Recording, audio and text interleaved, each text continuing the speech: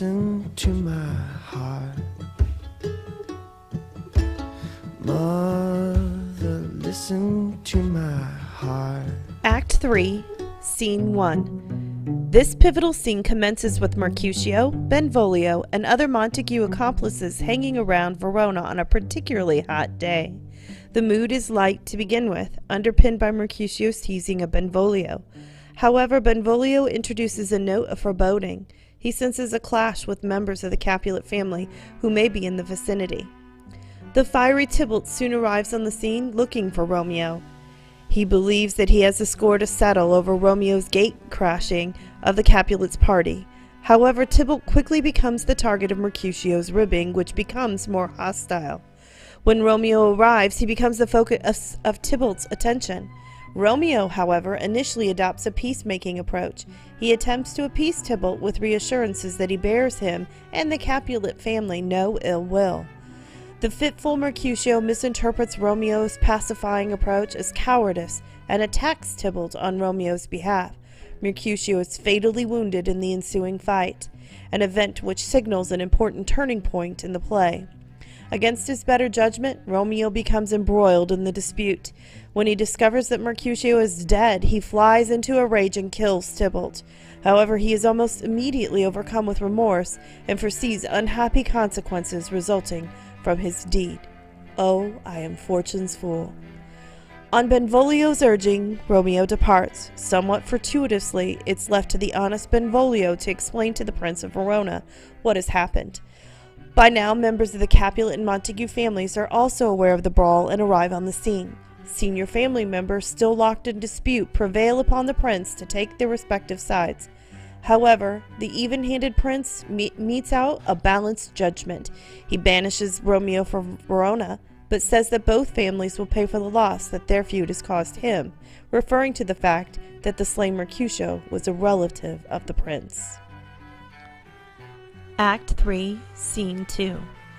This scene begins with Juliet anxiously awaiting nightfall and Romeo's arrival. Unaware of the tragic events that have occurred, she is engaged in romantic reveries about their first night together.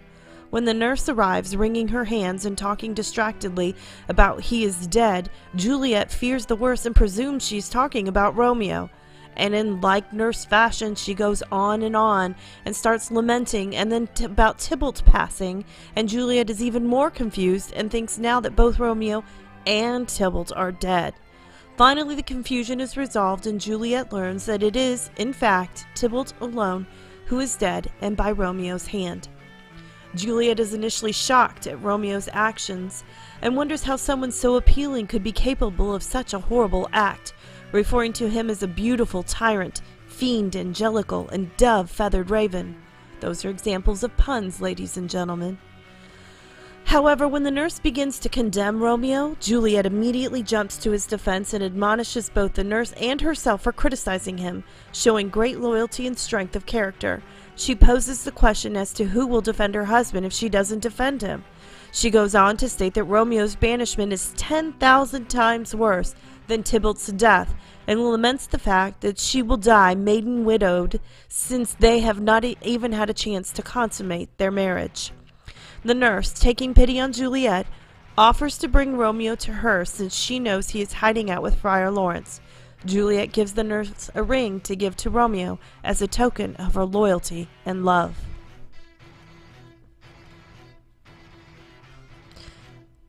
Alright, now we're ready for Act 3, Scene 3. And it's nighttime and Friar Lawrence enters the cell where Romeo has been hiding in fear for his life. Romeo asks Friar Lawrence for news of the sentence handed down by the prince for Romeo killing of Tybalt. The friar informs Romeo that the prince has not condemned him to death, but has merely banished him from Verona. Romeo does not share the friar's sense of relief, and he declares that banishment is the kind of death that is worse for him. Friar Lawrence scolds Romeo for his ingratitude, saying that the prince's judgment was much more lenient than it could have been. Romeo laments the fact that he is being sent away from Juliet and suggests that he would sooner die than be exiled. He rejects the friar's consolation and advice, protesting that the friar cannot possibly understand his pain. Hearing a knock at the door, Friar Lawrence urges Romeo to hide in case he is arrested.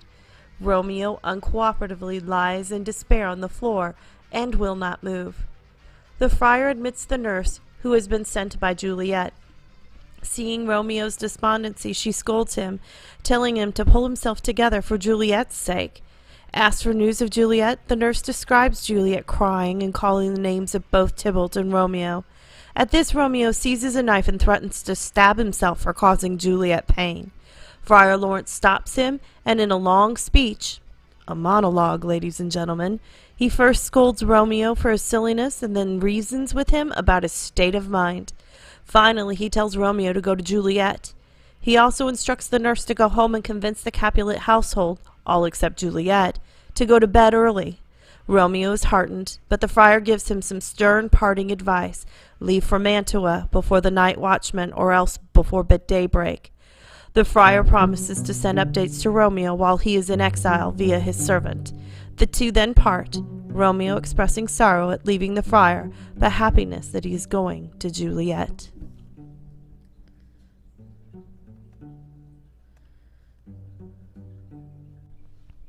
Act 3, Scene 4. And before we begin this very short scene, I want to give you a little bit of historical context and background.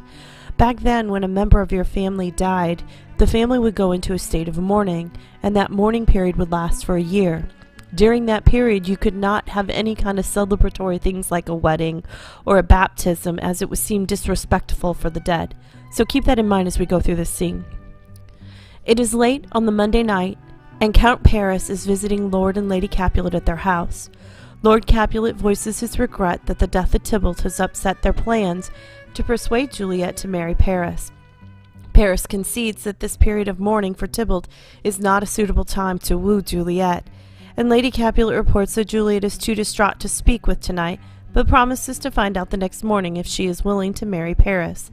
Lord Capulet then seems to suffer a rush of blood to the head and unexpectedly offers Paris Juliet's hand in marriage, declaring with certainty that Juliet will go along with her father's wishes.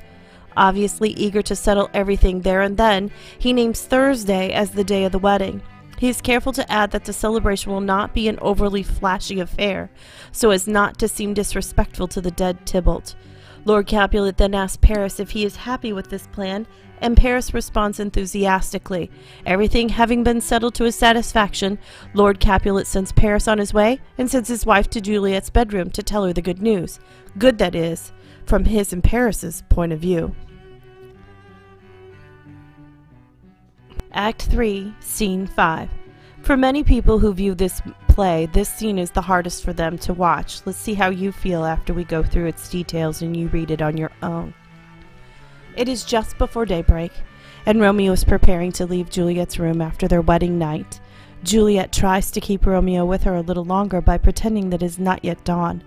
Romeo declares that he will stay if she wishes, but Juliet, accepting reality, recollects that Romeo must leave for Mantua or else be captured and executed.